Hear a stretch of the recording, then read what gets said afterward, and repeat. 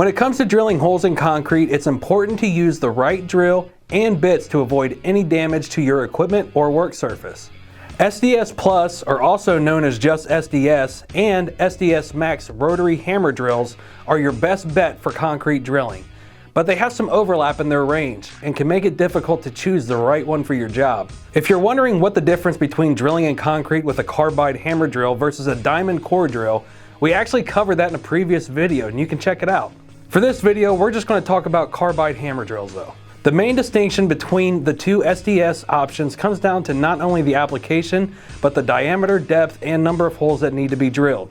Both drills perform well for their specified applications, but they are not always interchangeable. The first step in choosing between SDS and SDS Max is knowing the size and quantity of holes you are drilling. SDS hammer drills are the standard for drilling 3/8 to 3/4 inch holes in concrete. These can go as large as 1 1/8 inch capacity for solid bits. SDS hammers are usually the go-to tool for electrical and mechanical contractors who mainly drill small holes in concrete for anchors and similar applications. In these situations, an SDS drill is better because it is more cost-effective, lightweight, and able to fulfill daily small drilling tasks. Once you start drilling holes around 1 inch in diameter and larger, you might want to consider switching to an SDS Max for a higher power option. For any repetitive drilling, you typically want to stay 20% or more below the capacity limits, which is true for any rotary hammer. SDS Max hammer drills are meant for drilling larger holes in masonry or multiple consecutive holes. These are heavier than SDS hammer drills, but more powerful and can handle 1/2 inch up to 2 inch carbide drill bits and up to 6 inch thick wall core bits.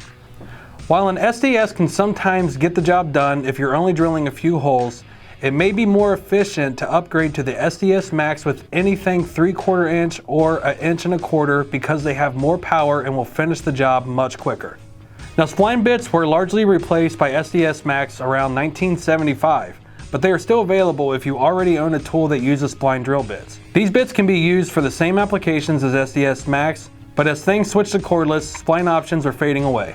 If you're purchasing a new corded drill for your collection, we highly recommend getting an SDS Max instead because they have more bits and attachments available. Ohio Power Tool also has adapters that allow spline bits to be used in SDS Max drills, but getting the SDS Max instead will save you from buying an extra part. Basically, if you are drilling smaller holes in concrete, around 3/4 inch or less, in situations where you are drilling lots of holes that are within the range of both drill options, we suggest going with the SDS Max most of the time because it will make back-to-back drilling much faster and a lot less strenuous. Most drills will show their diameter capacity on the packaging as well to help narrow down your options for price, weight, and capacity needed. Remember that this is the drill's maximum capacity for solid bits, so you should look for a drill that has a max capacity higher than what you typically need so you aren't overheating the tool. Because every job is different and we hope to keep these drills in service for many years to come, it's actually pretty common to have both options.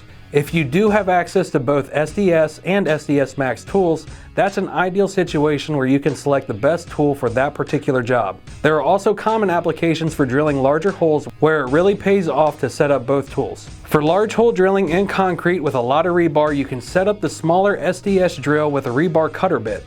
This acts as a hole saw specific for cutting metal. Don't forget, these need to be in drill only mode, not hammer. When you hit the rebar with a larger SDS Max drill, don't you worry.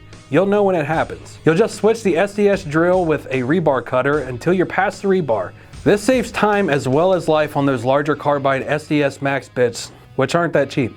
If I just confused the heck out of you, don't worry. Just give our team a call and we'll be happy to help you through it. If you have any other questions, leave us a comment or give us a call or send us an email or write us a letter. Whatever you prefer, just get a hold of us and we'll help you out. If you're looking for even more content from us, subscribe to our channel or check out one of these videos here. Thank you for watching. Now get back to work.